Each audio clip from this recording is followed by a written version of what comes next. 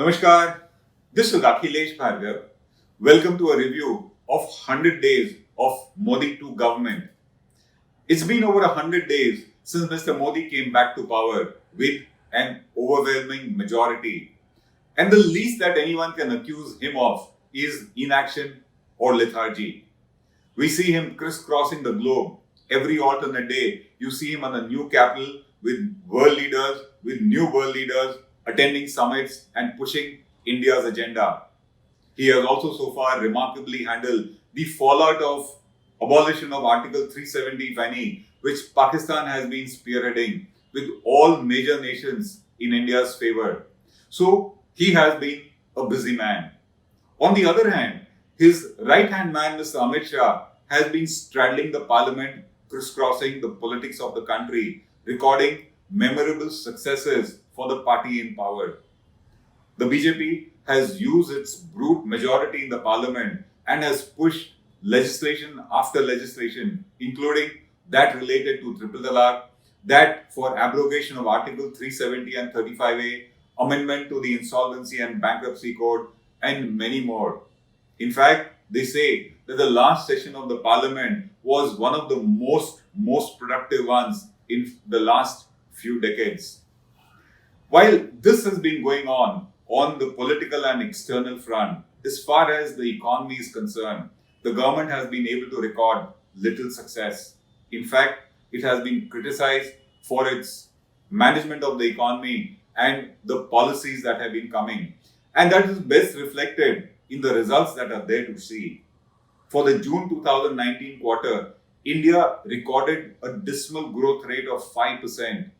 It has lost the tag of being the fastest growing large economy of the world to China, which incidentally recorded a growth rate of 6.2% despite being at the center of the US-China trade wars. And during this tenure, India also slipped to being the 7th largest economy in the world. Earlier, it was ranked as being the 5th largest. This stress, this slowdown in the economy is best reflected in 3 factors according to us, which is dipping consumer spending, investor confidence not coming back, such as to invest in new projects in the country, and unemployment being untamed. It is not that the Modi government has been lazy on the economic front. It is not that they have not been coming out with policy initiatives, but it is that they have just not got their act together. They have been coming out with regulations and policies, but it has not brought back the magic and mojo of the economic growth. And for that, according to us, the real reason is that what ails the economy has not really been diagnosed properly. We have been saying that the economy needs structural reforms. There are deeper issues involved, and the government claims that it's a cyclical slowdown, and all that it needs is some sectoral handouts. So, despite the government working hard also on the economic front, it has not been able to revive the economy. In fact, the slowdown continues. And what are the measures that the government has taken in the last 100 days? What are the key measures in terms of management of the economy? And how did they not work out? The first one, the budget. It was expected that the budget would be growth oriented. It was expected that it will help to revive the economy. Nothing of that sort happened. In fact, it had some regressive measures, especially on the tax front, on the fiscal front, such that the stock market tanked.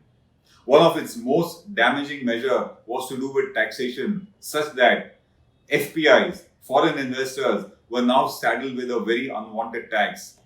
They started exiting from Indian markets, and finally, the government had to roll back that taxation.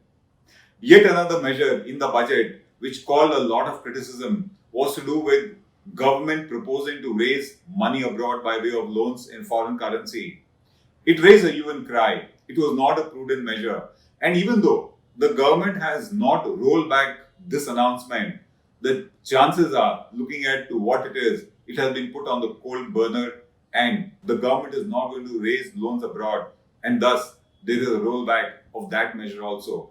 So the budget was a damn squib. It was disappointing. The next came labor laws. One has been expecting that labor reforms will be initiated. Nothing of that sort happened. All that the government did was it consolidated India's 6 labor laws into 2 with no reforms at all. And that only made us realize that the government doesn't seem to be in a reform mode.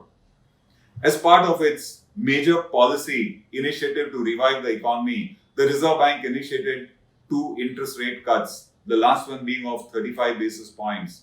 It did not enthuse borrowers to borrow, and bankers have not witnessed any surge in credit, even though the government thought that by interest rates coming down, the cost of money coming down, there will be an encouragement for investors to borrow such that growth will take place in the economy, demand will be revived.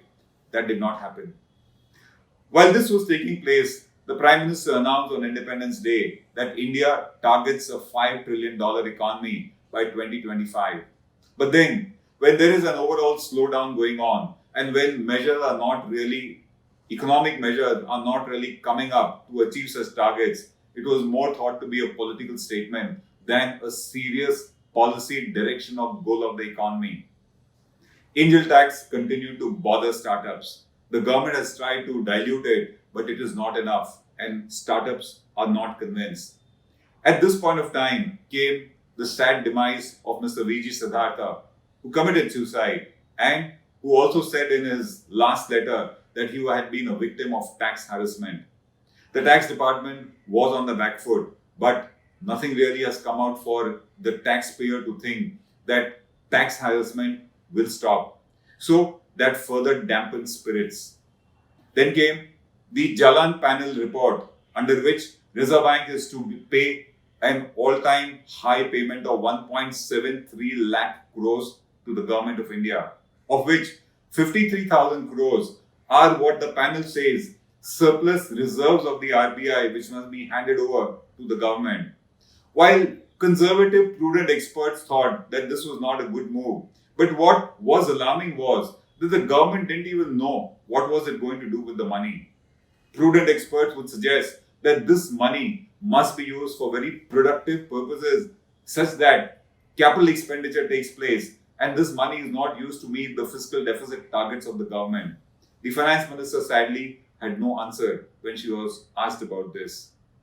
Then came 32 reforms, or rather announcements by the finance minister seeking to revive the economy. Those included a package for the languishing auto sector. The auto sector has been witnessing a slowdown month after month. Millions of jobs are said to be at stake and lakhs have been already lost. A lot of auto companies are in stress across the board, whether two-wheelers, three-wheelers, four-wheelers or trucks.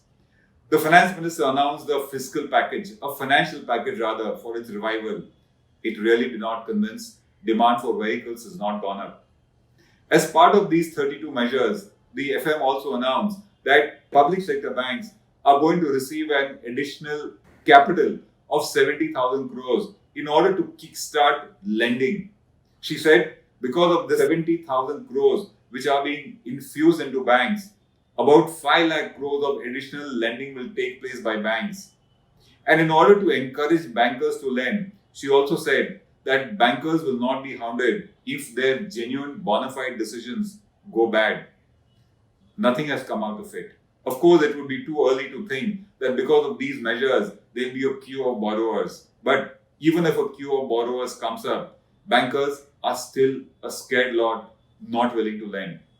She also announced some measures to liberalize India's FDI regime. The impact of that is yet to be seen. IBC amendments came in. But then, the larger picture on IBC is that amendments might come in to reform the law, but it has not been achieving its primary promise, which was that NP accounts and bankruptcy cases will be resolved in a time-based manner. That has just not been achieved. So, the government has been trying to come up with measure after measure, but they, as I said, have not got their act together. The actual illness has probably not been diagnosed correctly, and thus the medicine being given is not appropriate. And as I said, it is best reflected in consumer and investor confidence missing and unemployment remaining so high. The larger picture is you may be successful on the diplomatic front, you may be very successful on the political front, but if the economy languishes, it will all collapse. The world loves to deal with a rich nation. The world loves to respect a prosperous, promising nation with a growing economy. And if India's economy does not live up to the promise which it has been projected to be, all the respect, all the diplomatic successes that we are seeing, they will wither out. And that is the real larger picture. From the domestic perspective also, all political gains will wither away in case the economy languishes and the common man continues to suffer. The real issue is what Bill Clinton said. It's the economy, stupid.